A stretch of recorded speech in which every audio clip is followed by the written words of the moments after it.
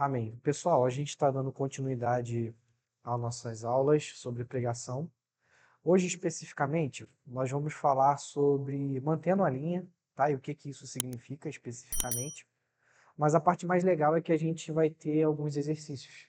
Faremos em conjunto, então fiquem bem tranquilos. Ninguém vai ser instado a falar nem nada do tipo, não. Mas vai ser bem legal, acredito. Então, inicialmente, quando a gente fala de manter a linha, o princípio que a gente tem por trás disso é a ideia fundamental de que a gente só deve dizer aquilo que as Escrituras dizem. Isso é algo que a gente tem repetido diversas vezes, que na pregação nós não podemos dizer o que as Escrituras não dizem e também nós não podemos dizer nada a mais do que ela de fato diz. Então, basicamente, isso significa manter a linha. Nós não devemos estar acima da linha, nem abaixo dela. A pregação expositiva, nesse sentido, ela encoraja a gente e capacita a manter a linha da escritura. Como nós conversamos anteriormente, existem outros modelos de pregação, como a pregação temática, a pregação textual, que podem, de alguma forma, induzir a gente a não se manter dentro do texto. Mas, desde já, é importante que a gente tenha esse compromisso. E, historicamente, a gente percebe que esse compromisso ele é alcançado por meio da pregação expositiva. Diante disso, então, a gente é sempre tentado a se colocar fora do espectro da Escritura, isso é, de dizer algo além daquilo que Deus disse. E quando nós fazemos isso, né, colocamos a mais, chamamos isso de acréscimo. E quando colocamos a menos, chamamos isso de subtração. Algo extremamente óbvio para a gente, nada novo. Em geral, nós cometemos esse tipo de subtração quando a gente tem uma certa fragilidade doutrinária. E acrescentamos quando a gente tem um certo orgulho de trazer alguma coisa que é diferente dos demais, né? Então existe esse tipo de postura em quem normalmente se desvia do que o texto bíblico de fato quer dizer. Então, qual é a justificativa de nós nos mantermos na linha? Como expositores da palavra de Deus, nosso cuidado e compromisso deve ser de ficar estritamente com a mensagem da palavra, não indo além ou aquém daquilo que o Espírito Santo já inspirou aos autores do passado. Com isso, colocamos nossa instrumentalidade em consonância e obediência. O ponto central é: a palavra é de Deus, quem fala é Deus, portanto, não falemos nós. Essa é a nossa tese central. Hoje a gente pode encontrar isso nas escrituras, esse tipo de afirmação que diz que nós não devemos ir além do texto ou a menos que ele. Lá em Deuteronômio capítulo 4, verso 2, a gente lê o seguinte: Nada acrescentem às palavras que eu lhes ordeno, e delas nada retirem, mas obedeçam aos mandamentos do Senhor, o Deus de vocês, que eu lhes ordeno. Então, encontramos isso lá já em Deuteronômio 4:2. E também em Apocalipse. Final do livro de Apocalipse, versos 18 e 19, dizem assim: Declaro a todos os que ouvem as palavras da profecia deste livro. Se alguém lhe acrescentar algo, Deus lhe acrescentará as pragas descritas neste livro. Se alguém tirar alguma palavra deste livro da profecia, Deus tirará dele a sua parte na árvore da vida e na cidade santa, que são descritas nesse livro. Percebam como Deus tem zelo daquilo que ele fala. Então deve haver uma certa estratégia da gente quando for fazer a exposição do texto bíblico.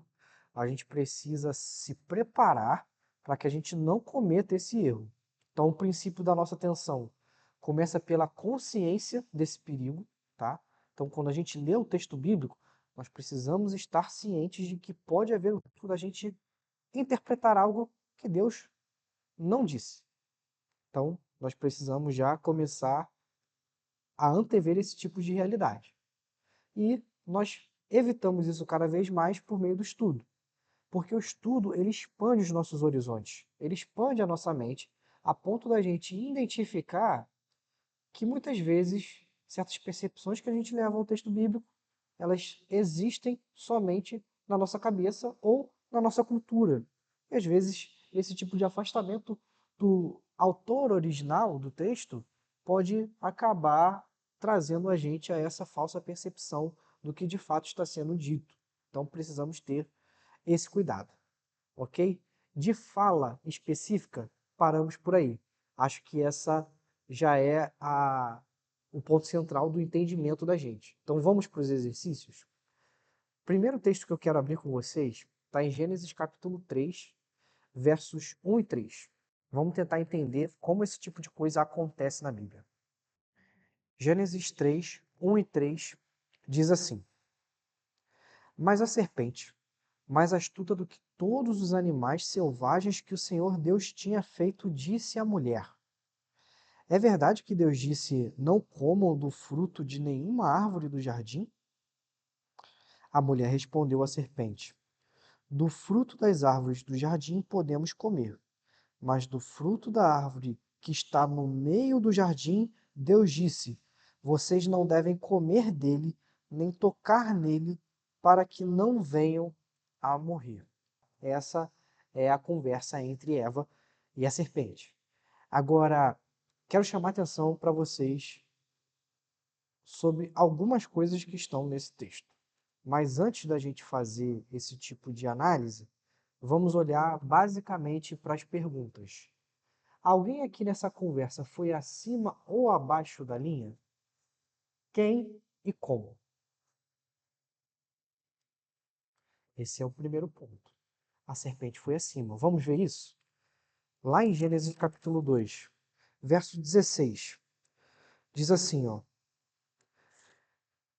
Então o Senhor Deus ordenou ao homem: De toda árvore do jardim você pode comer livremente, mas da árvore do conhecimento do bem e do mal você não deve comer.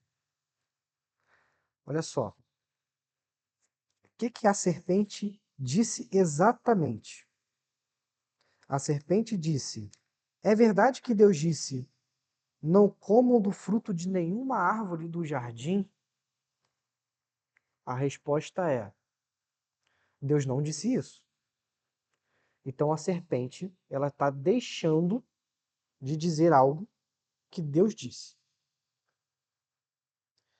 Deus não disse para não comer de nenhuma árvore do jardim.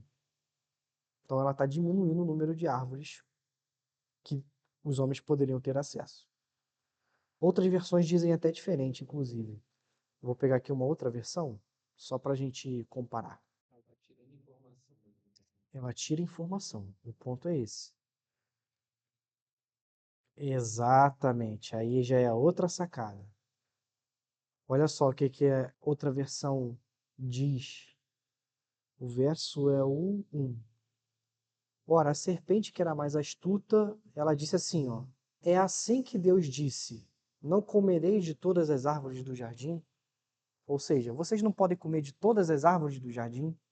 Ela está subtraindo a árvore do conhecimento do bem e do mal, dizendo: Vocês não podem comer de todas as árvores do jardim? Essa é a pergunta nessa versão aqui. E aí Eva responde o seguinte: Nós não podemos nem comer e nem tocar.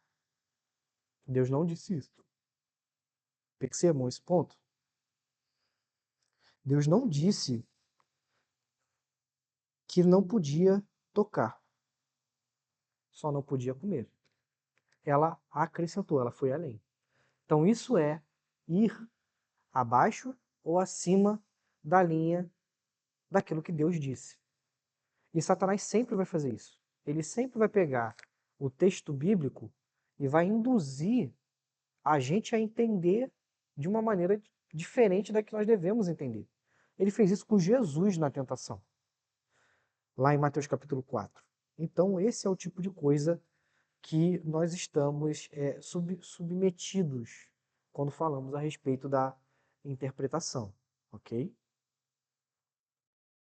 Então, diante disso, gente, a gente pode agora trazer uma definição aqui para a gente. Via de regra, quando nós estamos suprimindo algo que Deus falou, nós tendemos a ser liberais. antinomistas, isto é, pessoas que tentam diminuir a lei de Deus. Ah, mas não é bem assim. A gente pode fazer mais coisas sim. A gente pode fazer isso sim. A gente tem liberdade de fazer isso sim. Isso é o que a gente chama de liberalismo, ou seja, abdicar de certas normas.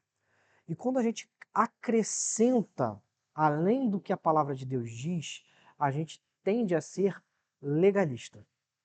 Ambas as vertentes são problemas gigantescos, ok? E a gente vai lidar com esse tipo de forma de acréscimo e decréscimo. Já vimos isso aqui, mas veremos mais. Vamos agora para 1 Samuel, capítulo 3, verso 1 até o capítulo 4, verso 1. Aqui a gente tem outro ponto que tem a ver com manter a linha.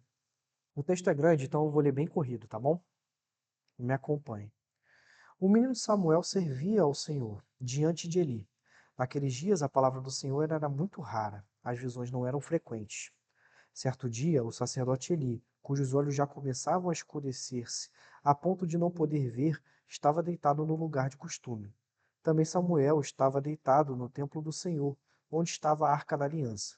Antes que a lâmpada de Deus se apagasse, o Senhor chamou o menino: Samuel, Samuel. Este respondeu: Eis-me aqui.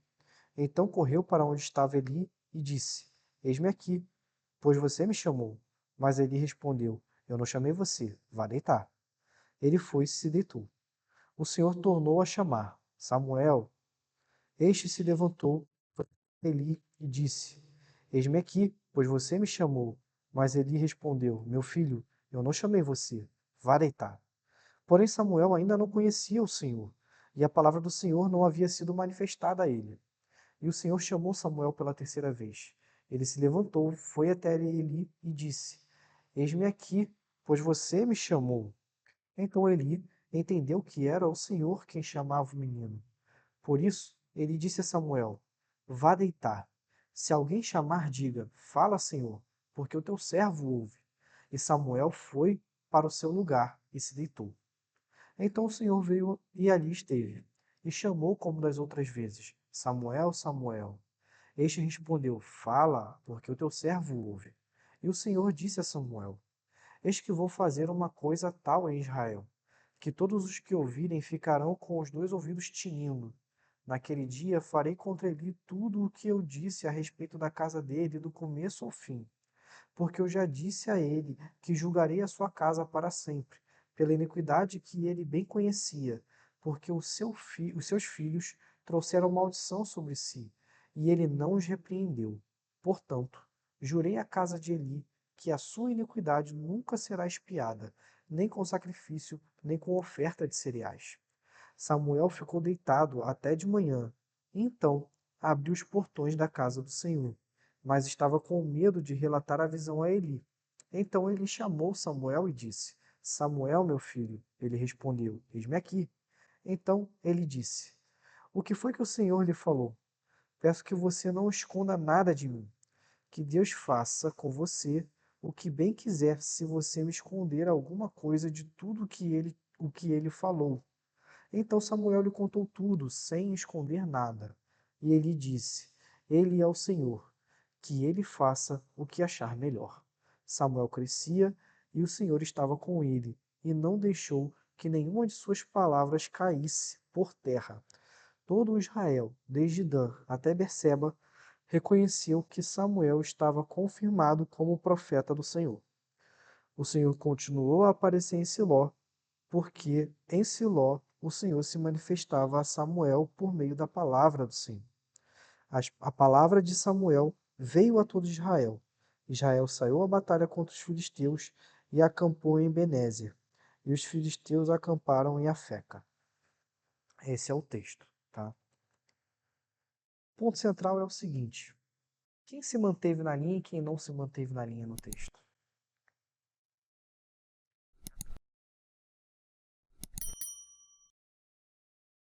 O fato é, ele já teria recebido os diversos alertas da parte de Deus para que ouvisse a sua voz e obedecesse. É assim que o texto nos diz, né?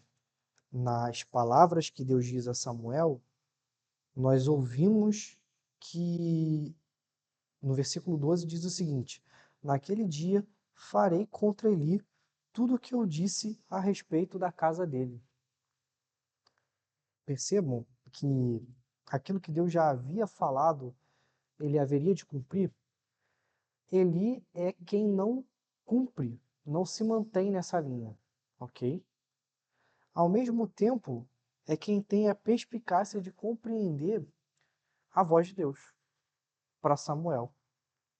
Então ele é alguém que ao mesmo tempo está fora da linha e não está na linha. Ele se mantém na linha e ter a perspicácia de saber que Deus está falando com ele, mas por conta da desobediência do seu coração, ele também está fora dela. O ponto central aqui, que é interessante, é que o texto ele caminha do momento do silêncio para Deus passar a se revelar, e depois que Deus passa a se revelar, quem fala é quem o escuta. Qual é o principal objetivo desse exercício que a gente tem aqui? Precisamos estar sensíveis à voz de Deus. Ele não estava sensível à voz de Deus, e Deus precisou usar Samuel para alertá-lo. Mas Samuel, sensível à voz de Deus, Deus rompeu o silêncio e passou a falar através dele. Verso 1 diz, do capítulo 3: naqueles dias, a palavra do Senhor era muito rara e as visões não eram frequentes. Deus estava em silêncio, porque ninguém ouvia. Samuel aprendeu a ouvir ao Senhor com alguém que não ouvia ao Senhor, e a partir de então, ele passou a falar ao povo. A pregação é o ato pelo qual Deus fala ao povo. E só vai ter a capacidade de falar ao povo quem souber ouvir de Deus. Essa é a lição que nós aprendemos nessa passagem. Ok? Prosseguindo. Marcos capítulo 7, versos 6 ao 13. Vamos ver um outro motivo que faz com que a gente muitas vezes saia da linha. Antes disso, eu vou ler o versículo 5 só para contextualizar a passagem, para que a gente entenda. Jesus vai começar do verso 6 ao verso 13 a falar com os fariseus, tá? Isso aqui é uma resposta direta de Jesus aos fariseus. Mas por qual motivo? Eu vou colocar o motivo antes que está no verso 5.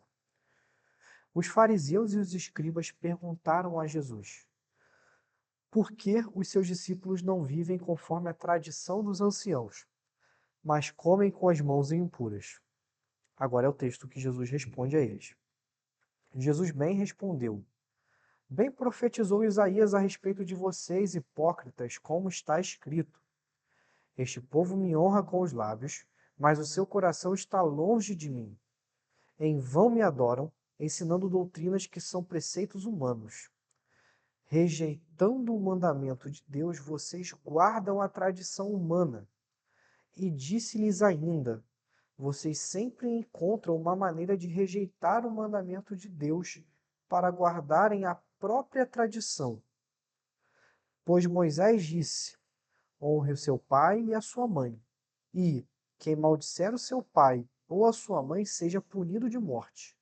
Vocês, porém, dizem que, se alguém disser ao seu pai ou à sua mãe: a ajuda que você poderia receber de mim é corbã, isto é, oferta ao Senhor, então vocês o dispensam de fazer qualquer coisa em favor do seu pai ou da sua mãe, invalidando a palavra de Deus por meio da tradição que vocês mesmos passam de pai para filho, e fazem muitas outras coisas semelhantes. Pergunta: quem se colocou fora da linha? Os líderes religiosos, escribas e fariseus. Como? Pregando o quê?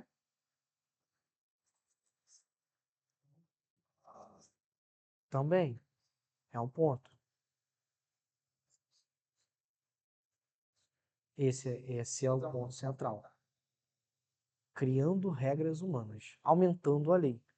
O ponto é, vocês criaram tradições de homens. A questão é, o acréscimo que a gente fala de legalismo, ele vem como se fosse uma cerca no quintal. A cerca, ela é sempre maior do que o quintal. Então ela vai sempre tentar cobrir um espaço maior do que o escopo do que está sendo dito. Especificamente na passagem, para a gente explicar e tratar de maneira mais clara, os escribas e os fariseus diziam naquela época, criavam regras, como por exemplo algumas regras de purificação para poder se apresentar no templo, que competiam apenas aos sacerdotes, que iam apresentar o sacrifício. Então eles estavam reclamando que os discípulos não lavavam as mãos antes de comer, sendo que isso não era uma ordenança expressamente no texto bíblico por Moisés, expressamente falada. O que havia era a ordenança de purificação cerimonial para os sacerdotes. E esse tipo de instrução era uma instrução que é muito bem recebida, lavar as mãos antes de comer é bom, porém não é uma ordenança divina, a ponto da gente ter que recriminar alguém por fazer aquilo. Essa é a sacada. E aí ele exemplifica, Jesus ainda exemplifica que tinha gente naquela época que estava abdicando do mandamento de obedecer pai e mãe, de honrar pai e mãe, para pegar parte do dinheiro que poderiam cuidar dos seus pais enquanto idosos, para dizer, olha, eu estou dando esse dinheiro de oferta ao Senhor. O dinheiro que eu ia dar para cuidar da senhora, eu estou dando de oferta ao Senhor. E ao fazer isso, eu estou dispensado de ajudar meu pai e minha mãe. Se é que dava, se é que algum dia deu, não é verdade? A grande questão é, por conta da dureza do coração, os homens trazem para si regras que se impõem ao texto bíblico e que muitas vezes passam por cima do texto bíblico para obter algum tipo de benefício próprio. Então, nesse momento, a gente se coloca fora da linha, acima da linha, sendo legalistas, no exemplo que eu dei anteriormente. Cabe aqui uma ressalva: nós somos tradicionais. Nós não temos problemas de uma tradição. Nós cremos numa tradição, naquilo que Paulo fala, por exemplo, lá em Efésios capítulo 2, no fundamento dos profetas e dos apóstolos. Mas é um ensinamento que, dentro da palavra de Deus, da Escritura, foi passado de pai para filho, tal como a lei de Moisés de honrar pai e mãe também foi passada de pai para filho. Essa é a boa tradição. A má tradição, que é o que a gente chama aqui, que Jesus está chamando de própria tradição, eles criaram uma tradição para si, é o que a gente pode chamar hoje de tradicionalismo. Isso é um problema para a gente. O tradicionalismo, ele é uma fé morta de gente que está viva. A tradição, a boa tradição, é uma fé viva de gente que já morreu. Nossos pais, nossos avós, pessoas que foram piedosas e que passaram para a gente o bastão da fé para que a gente possa continuar essa corrida. Então, precisamos fazer essa distinção.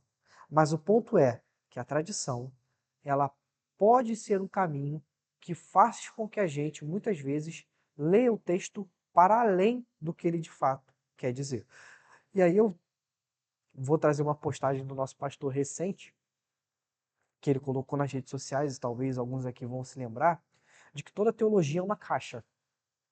Algumas caixas são muito feias, como por exemplo a da teologia liberal, mas existem caixas muito bonitas. Nós cremos, por exemplo, que a teologia reformada, que é a teologia que nós cremos, é uma caixa muito bonita. Ela tenta, dentro do escopo da revelação de Deus, criar mecanismos ali para arrumar toda essa revelação e a gente entender bem. Mas nós não podemos nos furtar de entender que, por ser uma caixa, precisamos reconhecer as nossas limitações. E esse tipo de processo de reconhecer as nossas limitações faz com que a gente não afaste irmãos que são de outras tradições. Tal qual os escribas e fariseus estavam fazendo com os discípulos. Eles não estão seguindo a tradição dos anciãos porque, entendeu? Estão comendo sem lavar as mãos. Talvez hoje existam pessoas dentro do nosso seio que estejam afastando algumas pessoas por não estarem seguindo os mesmos parâmetros de confissão que a gente. Entretanto, precisamos entender que a nossa fé não cerca somente os presbiterianos. Nós somos cristãos antes de tudo, ok? Essa aqui é uma pergunta muito boa. É possível abandonar a linha por alguma tradição ou cultura? Ou seja, a experiência de vida nossa, atual, é possível a gente levar ela ao texto de forma a gente interpretar o texto da maneira errada? Vamos ler João capítulo 3, verso 16? Eu não sei no mundo, mas no Brasil esse é o versículo que com certeza é o mais decorado. Isso é notório para a gente. João capítulo 3,16 diz o seguinte: porque Deus amou o mundo de tal maneira que deu o seu Filho unigênito, para que todo o que nele crê não pereça, mas tenha a vida eterna. Porque Deus enviou o seu Filho ao mundo, não para que condenasse o mundo, mas para que o mundo fosse salvo por ele. Quem nele crê não é condenado, mas o que não crê já está condenado, porque não crê no nome do unigênito Filho de Deus. A condenação é essa: a luz veio ao mundo, mas os homens amaram mais as trevas do que a luz, porque suas obras eram más. Pois todo aquele que pratica o mal detesta a luz e não se aproxima da luz, para que suas obras não sejam reprovadas. Quem pratica a verdade se aproxima da luz, para que suas obras sejam manifestas, porque são feitas em Deus. Essa é a fala de Jesus para Nicodemos. Via de regra, esse texto aqui, ele é lido da seguinte maneira: Deus ama todas as pessoas do mundo, porque o texto diz que Deus amou o mundo de tal maneira que enviou seu Filho unigênito. Esse é o tipo de afirmação. Essa é uma percepção que a gente leva ao texto por conta da visão cristã de amor que nós recebemos dele. A nossa sociedade é uma sociedade que ela é pautada pelo cristianismo. E a ideia de amor que nós temos é uma ideia que remonta ao cristianismo. Um exemplo clássico de como a gente vê esse tipo de relação. Dar a vida pelas pessoas é hoje para nós um ato de amor. Impor o mais forte, impor a sua força sobre os mais fracos, para a gente é um exemplo de maldade, ok? A gente tem isso muito claro hoje. Mas numa cultura em que há um ambiente completamente voltado para a honra, a lei do mais forte é o que atribui o valor a cada um. Os vikings, eles tinham esse tipo de entendimento. Eles se entendiam que eu sou mais forte, então eu subjugo as pessoas que estão na minha aldeia, pela força do meu poder, pela minha força. Quando eles encontraram os monges cristãos, conforme o cristianismo ia avançando para o norte da Europa, eles se depararam com esse processo. E inicialmente eles compreenderam o mundo ocidental cristão como um mundo de fraqueza. Eles inicialmente entenderam o cristianismo como fraqueza. O tempo foi passando, as coisas foram mudando, o evangelho adentrou naquela cultura, e hoje, se você for lá nesses países, que antigamente eram países vikings, o mesmo entendimento de amor que a gente tem é o entendimento que eles têm. Ou seja, se afastou-se essa ideia de uma justiça sendo realizada de maneira mais pesada. Então a gente tem muita facilidade no mundo ocidental de compreender que Deus ama pecadores. Já no mundo oriental, eles têm muita facilidade de entender que Deus manda pecadores para o inferno, mas eles não têm a facilidade de entender que Deus ama pecadores. Percebem essa tensão? Essa é a tensão que nós temos no texto bíblico, culturalmente falando, que a gente vai para cá. Só que quando a gente lê a passagem por inteiro, algumas coisas saltam aos olhos.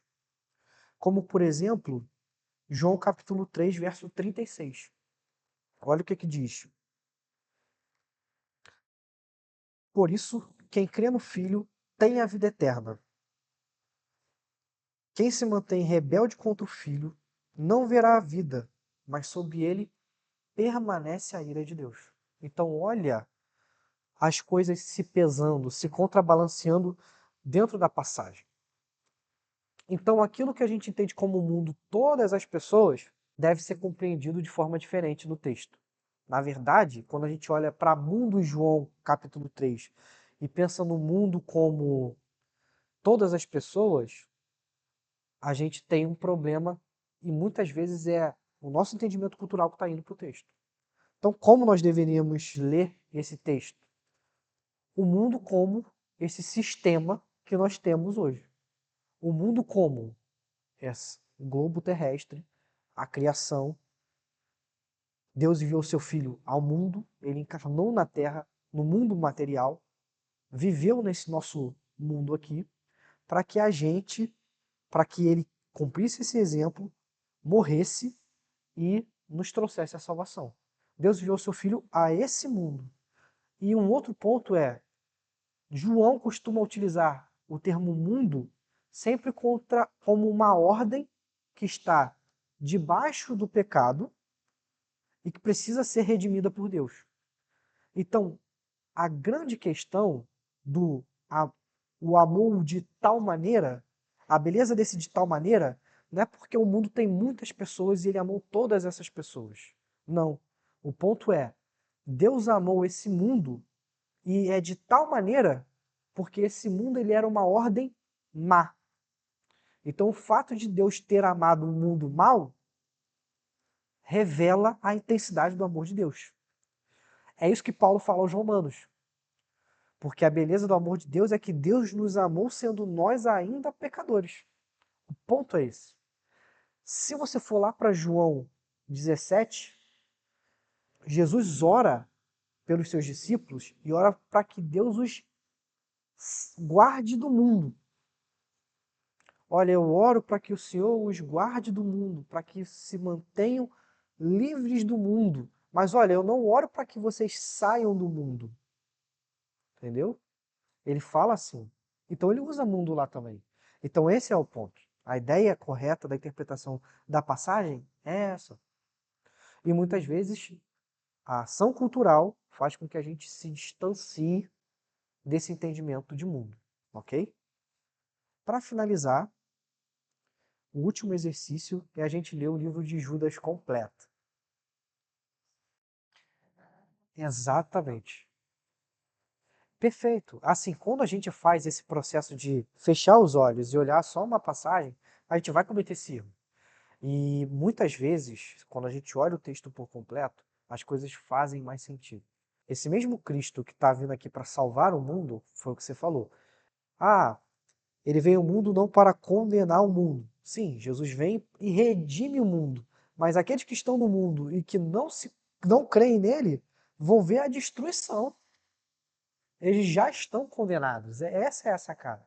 Então, assim, a gente precisa olhar realmente o texto como um todo. Isso é muito importante. E por fim, um exercício que a gente vai fazer aqui agora de interpretação. Eu não vou ler o livro de. Não, vamos ler. É rápido. Dá para ler. Vamos ler o livro todo de Judas. Não dura 3 minutos. E a gente vai fazer essas pontuações. Mas para quem assistiu a aula de cartas, aqui a gente vai ver uns exemplos bem legais. A gente vai identificar todos aqueles processos das cartas, das epístolas, na carta de Judas. A gente vai identificar o propósito da carta e tudo. Antes da gente, de fato, ir para o texto, vamos ler as perguntas antes, que aí a gente já vai para o texto caçando elas. Fica mais fácil. Então vamos lá. Informações dos versos iniciais e finais.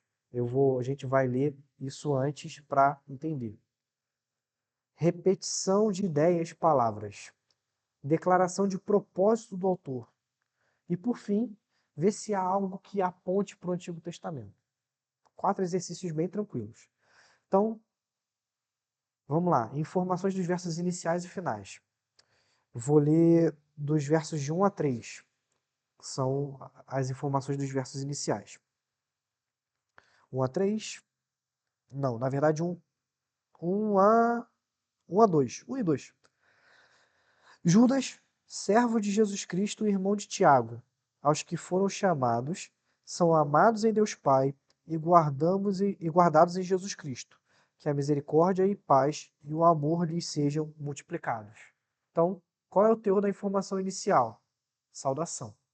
Ele se apresenta, diz quem ele é, e aí esse Judas aqui, para quem acompanhou a aula, as aulas anteriores, ele é o irmão de Jesus, tá? Esse Tiago é irmão de Cristo também.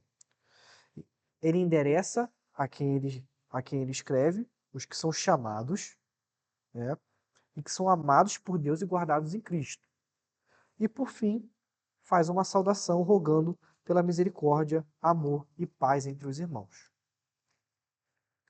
Ao final, se no início a gente normalmente tem nas cartas a saudação, ao final normalmente a gente tem uma oração de agradecimento a Deus. E é o que ele faz lá no verso 24. E ao que é poderoso para evitar que vocês tropecem e que pode apresentá-los irrepreensíveis diante da sua glória com grande alegria. A este que é o único Deus, nosso Salvador, mediante Jesus Cristo, Senhor nosso, sejam a glória, a majestade, o poder e a autoridade antes de todas as eras, agora e por toda a eternidade. Amém. Então, adoração a Deus.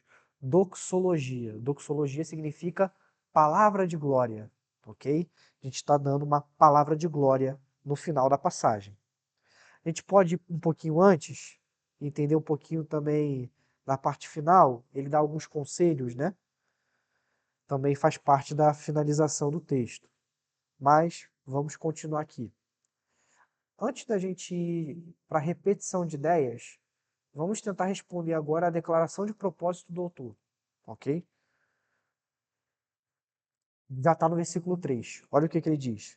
Amados, quando eu me empenhava por escrever-lhes a respeito da salvação que temos em comum, senti que era necessário corresponder-me com vocês para exortá-los a lutar pela fé que uma vez por todas foi entregue aos santos. E ele diz o motivo de se lutar por essa fé. Pois certos indivíduos, cuja sentença de condenação foi promulgada há muito tempo, se infiltraram no meio de vocês sem serem notados. São pessoas ímpias que transformam em libertinagem a graça do nosso Deus e negam o nosso único, soberano e Senhor, Jesus Cristo. Então, declaração de propósito do autor: alertar para a luta da fé, porquanto tem entrado no seio da igreja uma série de falsos profetas. Essa é a afirmação. Ele já colocou isso, já estampou isso. A gente compreende isso bem claro. Agora, ele vai dar uma série de repetições da mesma ideia. Diversos exemplos de desobediência. E aí a gente vai cumprir o que está escrito no ponto número 2. Repetições de ideias, palavras, etc. Olha o que ele fala. Versículo 5. Vamos lá. Embora vocês já estejam cientes de tudo de uma vez por todas, quero lembrar-lhes que Jesus, tendo libertado um povo, tirando-o da terra do Egito, destruiu depois os que não creram. Então, primeiro ponto. O povo foi desobediente no deserto e Deus os destruiu.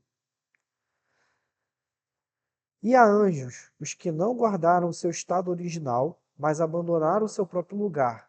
Ele tem guardado sob trevas e em algemas eternas para o juízo do grande dia. Mais um exemplo, repetindo a mesma coisa, demonstrando o que é esperado para quem desobedece a Deus. Versículo 7. Igualmente, Sodoma e Gomorra e as cidades vizinhas que também se entregaram à imoralidade e adotaram práticas contrárias à natureza foram postas como exemplo de castigo de um fogo eterno. Mais uma vez. Do mesmo modo, também esses, quais sonhadores contaminam a carne, rejeitam a autoridade e insultam os gloriosos seres celestiais. Contudo, nem mesmo o arcanjo Miguel, quando enfrentou em conflito com o diabo e discutia a respeito do corpo de Moisés, ousou pronunciar sentença difamatória contra ele. Pelo contrário, disse: o Senhor repreenda você. O ponto é, havia algumas pessoas que estavam negando o Senhor Jesus Cristo. E nem Miguel ousou realizar de maledicência contra o diabo, que dirá os falsos profetas com o próprio Cristo. Essa é a correlação que ele está dando exemplo. E ele está dizendo que ao fazer esse tipo de coisa, esses falsos profetas estão sendo desobedientes. Essa é a afirmação dele. Por isso ele dá esse exemplo do arcanjo Miguel. Verso 10. Esses, porém, ou seja, falando dos falsos profetas, quanto a tudo o que não entendem, difamam. E, quanto a tudo o que compreendem por instinto natural, como animais irracionais, até nessas coisas se corrompem. Então, o que eles não entendem, eles difamam, ou seja, é o mistério da graça do Senhor Jesus Cristo, e estão sendo libertinos, porque até nas coisas naturais eles se corrompem. Ai deles, porque seguiram o mesmo caminho de Caim, e movidos por ganância, caíram no erro de Balaão e foram destruídos na revolta de Corá. Todos esses exemplos bíblicos aqui que estão sendo colocados são exemplos de desobediência. Caim desobedeceu a Deus, Balaão era falso profeta, profetizava contra o povo de Deus. A revolta de Corá, ou de Coré, que é muito chamada, está lá no Pentateuco, é uma revolta de um grupo de sacerdotes contra Moisés, e Deus abriu a terra e os engoliu. Então, todos esses homens são exemplos de desobediência. E ele vai continuar. Estes são como rochas submersas nas festas de fraternidade que vocês fazem, banqueteando-se com vocês sem qualquer receio. São pastores que apacentam a si mesmos, são nuvens sem água impelidas pelo vento, são árvores que, em plena estação dos frutos, continuam sem frutos, duplamente mortas e arrancadas pela raiz. Tudo o que ele deu aqui, a gente não precisa compreender todos os exemplos, mas entendendo claramente que isso são repetições de ideias, nós estamos dizendo que estes homens são como pessoas que não agem para o fim que elas foram criadas. Esse é o ponto da afirmação, ok? Então aqui, por exemplo, a gente encontra a tal da repetição de ideias e de palavras. A gradação como um exemplo para explicar melhor a passagem, ok? São ondas bravias do mar que espumam as suas próprias sujeiras. São estrelas sem rumo, para os quais está reservada a mais profunda escuridão para sempre. Foi a respeito deles também que profetizou Enoque, o sétimo depois de Adão, dizendo: Eis que o Senhor vem com milhares de seus santos para exercer juízo contra todos e para convencer todos os ímpios a respeito de todas as obras ímpias que praticaram e a respeito de todas as palavras insolentes que ímpios pecadores proferiram contra ele. Estes tais murmuradores, pessoas descontentes que andam segundo as suas próprias paixões. A sua boca vive falando grandes arrogâncias, adulam os outros por motivos interesseiros. Então esse é o ponto. A afirmação toda de Judas é: esses homens pecam porque não reconhecem Cristo, eles estão de alguma maneira agindo a favor da carne dele, das inclinações da carne deles, e por isso vem o juízo de Deus. E também são murmuradores. Maledicentes, murmuradores, não creem em Cristo e vivem uma vida moralmente pecaminosa na carne, né? Essas são as afirmações feitas a respeito deles. Então, diante disso, o que se espera como conselho para os crentes? Aí é onde ele começa. Mas vocês, meus amados, lembrem-se das palavras anteriormente proferidas pelos apóstolos de nosso Senhor Jesus Cristo. Eles diziam a vocês: nos últimos tempos haverá zombadores, andando segundo as suas ímpias paixões. São estes que promovem divisões, seguem os seus próprios instintos e não têm o espírito. Mas vocês, meus amados, edificando-se na fé santíssima que vocês têm, orando no Espírito Santo, mantenham-se no amor de Deus, esperando a misericórdia de nosso Senhor Jesus Cristo, que conduz para a vida eterna. e tenham compaixões de alguns que estão em dúvida.